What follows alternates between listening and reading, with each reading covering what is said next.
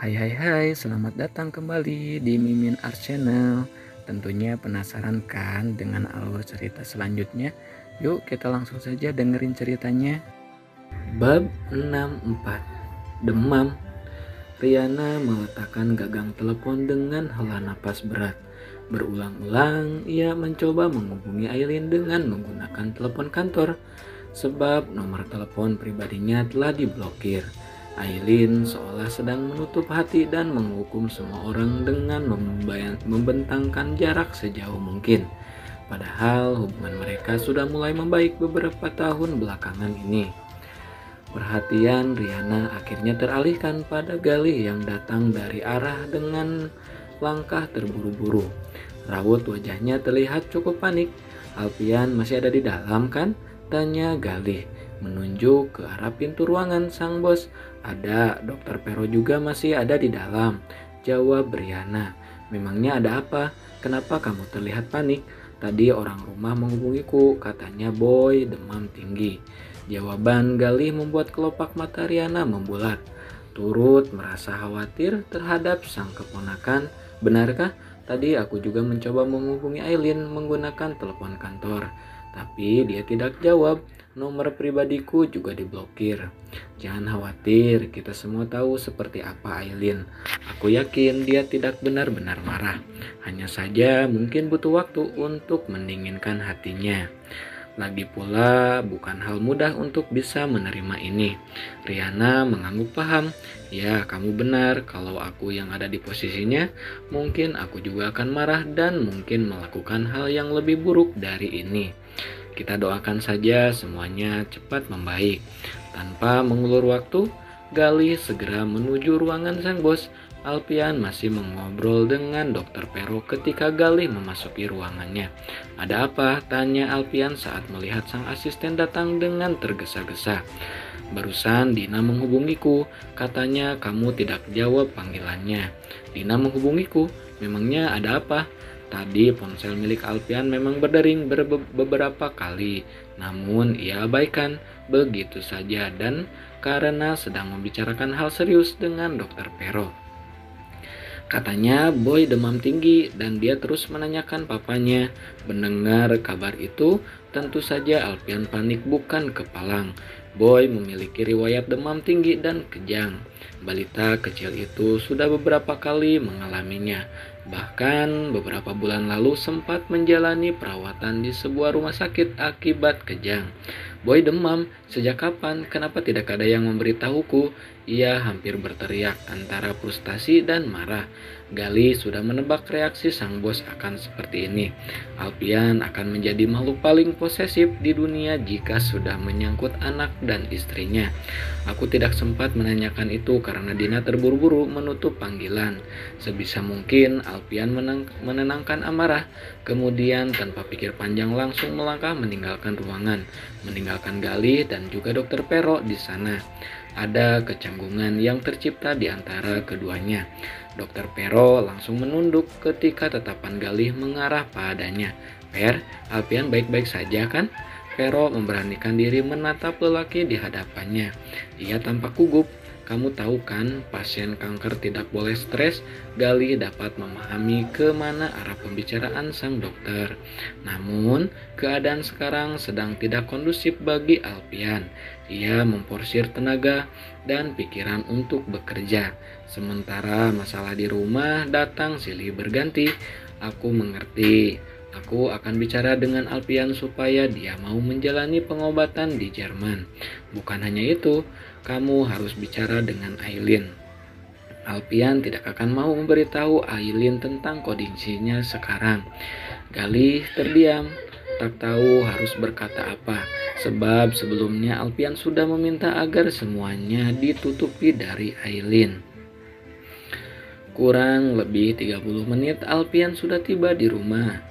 Ia langsung menuju kamar putranya. Begitu memasuki kamar, tampak Boy sedang berbaring di tempat tidur. Wajahnya tampak pucat dengan mata sembab. Sepertinya habis menangis dalam waktu yang cukup lama. Dina yang sedang menemani langsung menoleh. "Sayang." Itu papanya sudah datang, bujuk wanita itu.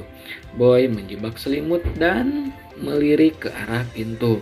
Matanya yang sembab dan sayu seketika memancar penuh bahagia. Beberapa hari tak bertemu dengan papa membuatnya begitu sedih. Papa panggil bocah mungil itu. Kedatangan sang papa pun ia sambut dengan pelukan. Melepas rindu yang memuncak di hati, Alpian pun memeluk, mencium dan memeriksa beberapa bagian tubuh putranya. Demam Boy kali ini cukup tinggi dan itu membuatnya merasa khawatir. "Hei, jagoan papa," bisiknya lembut, lalu meririk Dina. "Mamanya kemana?" "Di dapur, Tuan. Sedang membuat bubur. Sejak pagi, Boy menolak makan." "Oh, baiklah. Kamu boleh istirahat dulu," ucap Alpian. "Biar saja saya yang urus Boy." "Baik, Tuan." Begitu Dina keluar dari ruangan, Alpian membawa Boy ke pangkuannya. "Papa dari mana saja?" Boy caliin papa, tapi papa nggak pulang-pulang. Lirihnya dalam pelukan sang papa. Suaranya terdengar tersendat-sendat karena bercampur sisa isak tangis. "Papa kan kerja, nak. Maafin papa ya. Boy mau ikut papa kerja aja." "Iya, nak. Nanti kalau sembuh boleh ikut papa ke kantor ya." Alpian kembali mendekat tubuh mungil itu, mengusap punggungnya berulang-ulang dan menciumi puncak kepala. Tak lama berselang, Aileen memasuki kamar itu dengan membawa semangkuk bubur untuk putranya. Selama beberapa detik, wanita itu terdiam di ambang pintu, tampak terkejut melihat sang suami berada di kamar. Keduanya pun saling tatap, namun kemudian Aileen memalingkan pandangannya ke arah lain. "Sayang, makan buburnya dulu ya," bujuk Aileen. Boy yang masih berada di pangkuan sang papa itu refleks menggelengkan kepala, kemudian menyembunyikan wajah di dada papanya. Demam tinggi membuatnya kehilangan selera makan, apalagi beberapa hari ini ditinggal pergi sang papa. "Gak mau." "Makan dulu, nak. Bagaimana mau sembuh kalau belum makan?" Sekali lagi Aileen membujuk lembut. "Gak mau. Nanti biar aku yang bujuk untuk makan," ucap Alpian sambil membelai punggung putranya. "Demamnya lumayan tinggi. Kamu sudah hubungi dokter?" "Sudah. Tadi dokternya datang dan kasih resep obat," jawab Aileen. "Sudah ditebus?" "Sudah sama Pak Jo." Alpian mengangguk pelan. Terdiam sejenak sambil memandangi wajah sang istri yang memucat. Selain itu, tubuhnya sedikit lebih kurus dari biasanya. "Kamu kelihatan sangat lelah, istirahat saja dulu, biar aku yang urus Boy." Aileen memalingkan wajah, berusaha menyembunyikan genangan cairan bening yang melingkupi bola matanya. Ada rasa sakit yang diam-diam menyusup ke hati. Semakin ia membenci, Alpian justru semakin menunjukkan perhatian dan kelembutannya. "Aku baik-baik saja. Sudah periksa ke dokter kandungan?" "Belum." Aileen menjawab ketus, berusaha untuk tidak bersittatap dengan sang suami, sebab takut akan luluh dengan segala perhatian lelaki itu. Bagaimanapun juga, Aileen belum puas membalas sakit hatinya, meskipun cinta dan kerinduan untuk sang suami terasa meluap-luap di hati. Bahkan beberapa hari ini ia kesulitan untuk tidur di malam hari, sebab tidak terbiasa tidur tanpa sosok Alpian di sisinya. "Mau aku temani?" Kali ini ada belayan lembut di puncak kepala sang istri. Aileen hampir saja takluk. Sentuhan Alpian seolah mampu menghangatkan hatinya yang beku. Ada perang antara logika dan perasaan yang berkecamuk. "Tidak usah, aku akan ke dokter sendiri." "Baiklah sayang." Lagi panggilan sayang itu terasa mengkikis hati Aileen yang membatu. "Kamu tidak mual atau pusing kan?" "Bukan urusan kamu." Bukannya marah, Alpian malah tersenyum mendengar nada ketus sang istri. Seolah kemarahan dan sikap dingin Aileen tak mempengaruhi sedikit pun kasih yang ia miliki untuk wanita itu. "Jangan gitu sayang, nanti Boy dengar." Alpian berbisik pelan ke telinga Aileen. Setidaknya mereka harus terlihat baik-baik saja di hadapan Boy. Meskipun hubungan keduanya sedang renggang, Aileen memalingkan wajah, namun beberapa detik kemudian ia merasakan tangan Alpian membelai perutnya yang masih rata, sangat lembut. Nah, segitu dulu ya bab 64-nya. Kita lanjut lagi guys, bab 65-nya ya. Bab 65. Merasa curiga. Aileen merasakan kehangatan berbeda saat tangan Alpian membelai perutnya, seolah janin yang sedang tumbuh di dalam sana menyambut sentuhan sang papa. Hampir saja benteng kokoh yang dibangun wanita itu runtuh oleh segala bentuk perhatian. Alpian layaknya hujan yang terus menyirami dirinya dengan cinta. Jika mengikuti keinginan hati, Aileen pasti sudah melabuhkan diri ke dalam pelukan hangat lelaki itu. Namun, ia segera tersadar bahwa segalanya belum selesai. Tanpa pikir panjang, ia melepas tangan yang masih bermain di perutnya. Berdiri menghadap jendela dan membelakangi suami, ia tak boleh luluh begitu saja. Hukuman ini belum cukup, setidaknya Alpian harus merasakan efek jera agar di kemudian hari tidak lagi berbohong atau menyembunyikan sesuatu darinya. Bukankah dalam berumah tangga seharusnya tidak ada rahasia di antara suami dan istri? Aileen bukan marah atau mendendam. Segala penolakan yang ia lakukan hanya untuk melampiaskan kekecewaan mendalam. Kebohongan Alpian selama ini tak dapat mengikis cintanya, walau hanya setitik. Aileen bahkan merasa tidak akan sanggup jika harus hidup tanpa sosok Alpian. Tetapi sebagai manusia biasa, apa ia tidak boleh kecewa dan sakit hati jika dibohongi selama bertahun-tahun? Hanya dalam hitungan detik, bola mata wanita itu sudah dipenuhi kristal bening. Perlahan tapi pasti sesak menjalar memenuhi dada, seolah udara yang tersedia di kamar luas itu tak cukup baginya untuk bernapas. "Papa, suapin buburnya ya." Suara Alpian memecah kesunyian. Ekor mata Aileen melirik ke belakang. Alpian menurunkan si kecil boy dari pangkuannya dan mengambil semangkuk bubur, menyendokkan dan mengecap rasa panas dengan ujung bibirnya. "Gak mau papa, gak enak," lirih boy, lalu mengatupkan bibirnya serapat mungkin. "Buburnya enak nak, yang bikin gak enak itu karena boy lagi sakit. Makanya boy harus lawan dengan makan yang banyak. Yuk coba sedikit dulu." "Gak mau."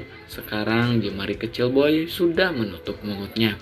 Demam membuat selera makannya menghilang. Apapun yang ditelan terasa pahit di tenggorokan, bahkan air putih sekalipun. "Mama susah masak ini loh. Kasihan mama kalau tidak dimakan," bujuknya sekali lagi.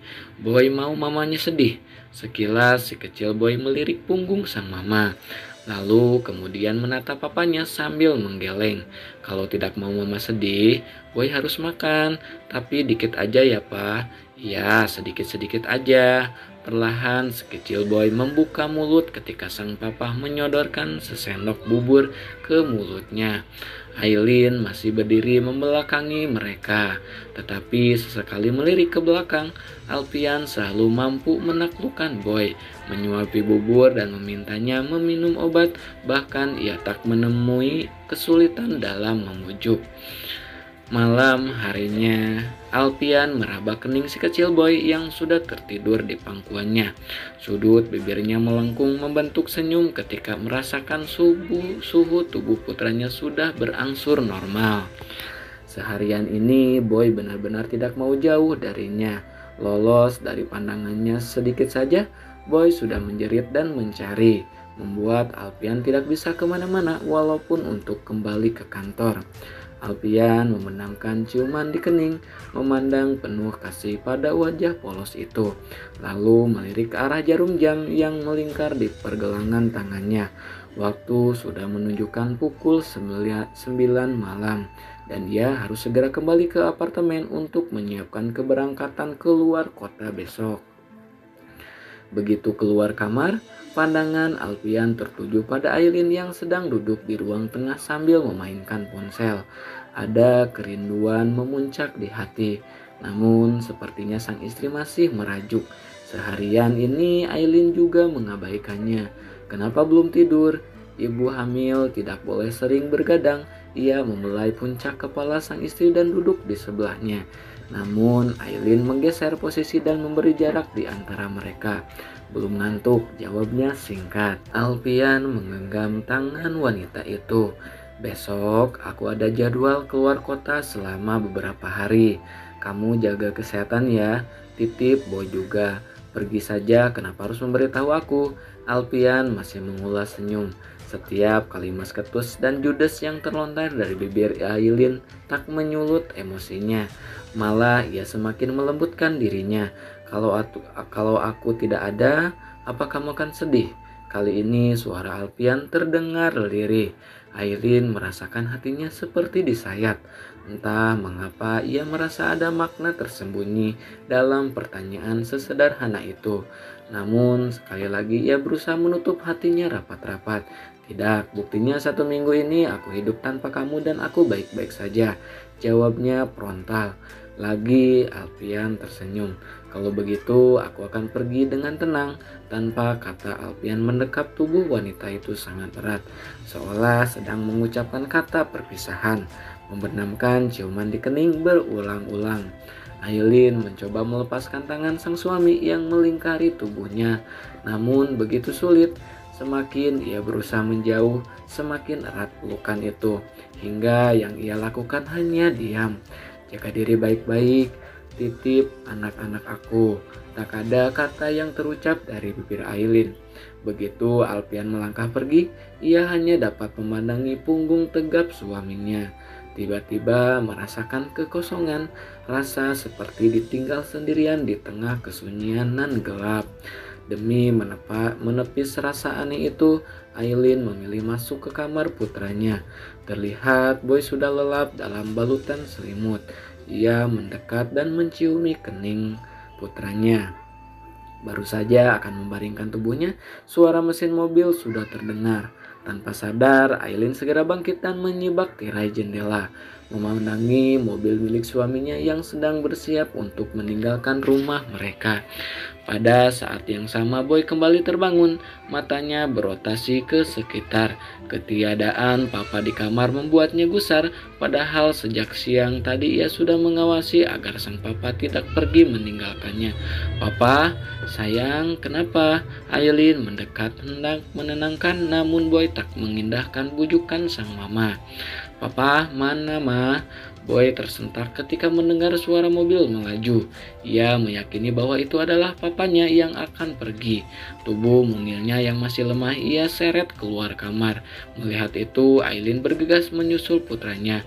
Boy menuruni tangga dengan tergesa-gesa, hampir saja terjatuh, tetapi kemudian mampu menjaga keseimbangan dan berlari menuju teras tanpa melihat apa yang ada di hadapannya. Tubuh kecilnya pun menabrak pilar hingga terhempas membentur lantai. Papa, Boy mau ikut, teriaknya dengan sisa tenaga. Saat melihat mobil sang papa mulai melaju, Alpian tersentak dan langsung menekan pedal rem tatkala mendengar suara jeritan. Langsung panik melihat putranya dalam posisi tengkurap di lantai sambil menangis. Boy bukannya sudah tidur. Dengan gerakan cepat ia turun dari mobil, memberi isyarat kepada Joe untuk memarkirkan mobilnya. Lalu melangkah cepat menuju teras di mana Aileen sedang kesulitan menenangkan si kecil. Papa, Boy mendorong tangan Aileen dan berlari ke pelukan papanya. Papa mau kemana? Lirihnya sambil mengeratkan kedua tangan yang melingkar di leher sang papa. Alpian mendekap tubuh kecil nan lemah itu. Ia kecup kening berulang-ulang. Papa tidak kemana-mana nak. Tadi cuman mau keluar sebentar. Terus kesini lagi Boy. Boy kenapa? Boy mau ikut papa aja, kan ada mama di sini. Gak mau, Boy mau sama papa. Alpian memeluk tubuh kecil itu, berusaha menenangkan dengan mengusap punggung. Ya sudah, jangan nangis kalau mau sama papa. Tak ingin ditinggal, Boy berusaha meredam tangis. Menyisakan suara sesegukan, Alpian menggendongnya ke kamar. Sementara Aileen mengekor di belakang punggungnya. Setibanya di kamar, ia baringkan tubuh mungil itu di tempat tidur, menghapus sisa air mata yang membasahi pipi. Papa jangan kemana-mana ya, bisik si anak gurita itu. Ya nak, papa akan di sini temani Boy. Sekarang tidur ya. Nggak mau kalau Boy bobo, papa pergi lagi. Senyum mengembang di bibir Alpian mendengar kepolosan putranya.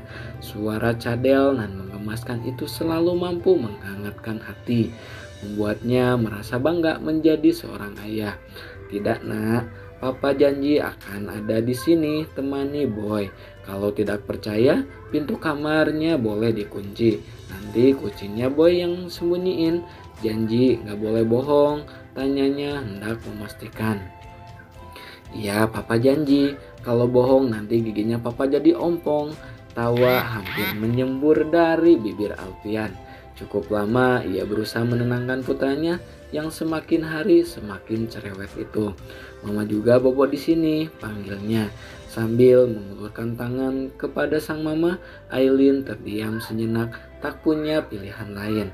Ia mendekat dan ikut berbaring di sana, sementara Boy menggenggam erat lengan mama dan papanya.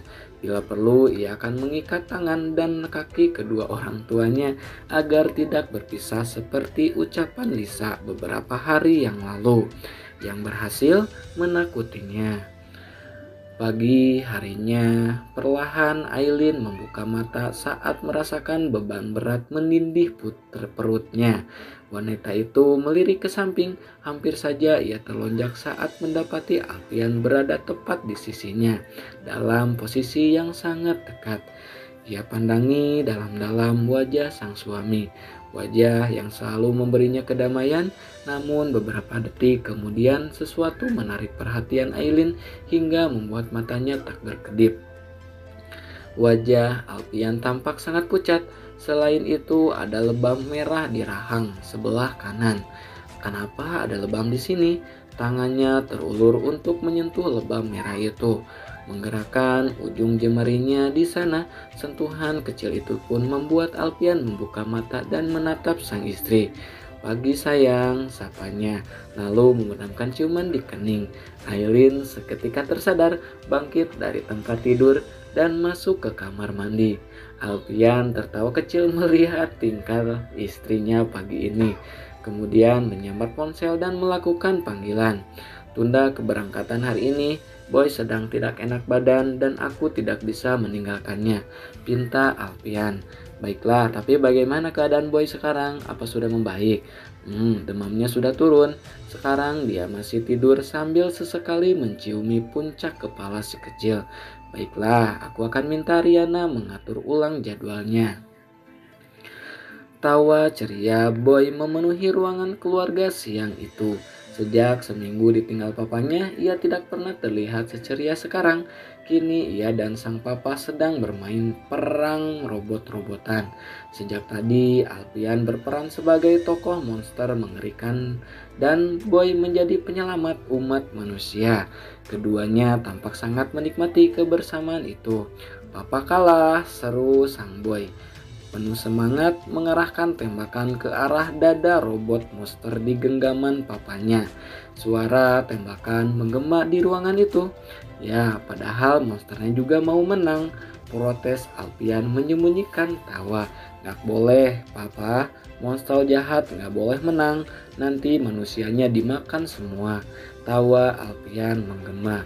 Melanjutkan permainan dengan menyambar beberapa mobil-mobilan koleksi Boy. Sekarang mereka akan main perang dengan mobil tank. Saat akan menyiapkan beberapa armadanya, Boy menatap papanya. Senyum yang mengembang di bibirnya pun sirna saat itu juga. Kenapa hidung papa berdarah lagi?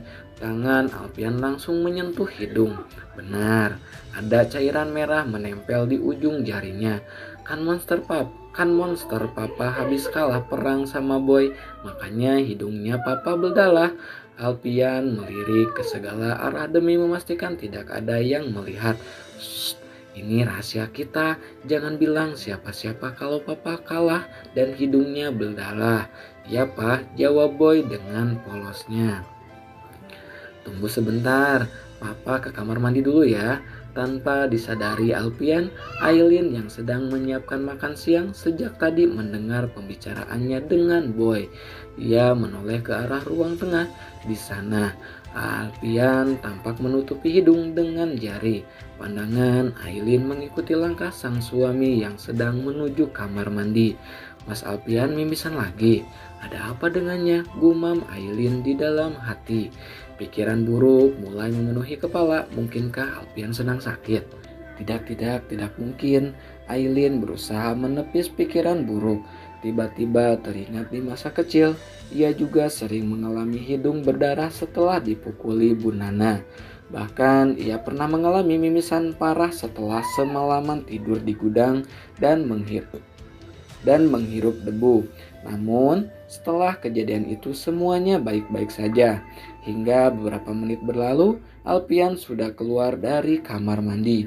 Boy pun sudah duduk manis di kursi, namun sejak tadi menolak untuk makan. Sini sama papa saja makannya. Alpian meraih piring dan tangan Aileen dan duduk di samping putranya. Aileen memandangi wajah sang suami yang sedikit pucat sambil memperhatikan setiap gerak-geriknya. Papa, kenapa yang disuapin hidungnya, Boy?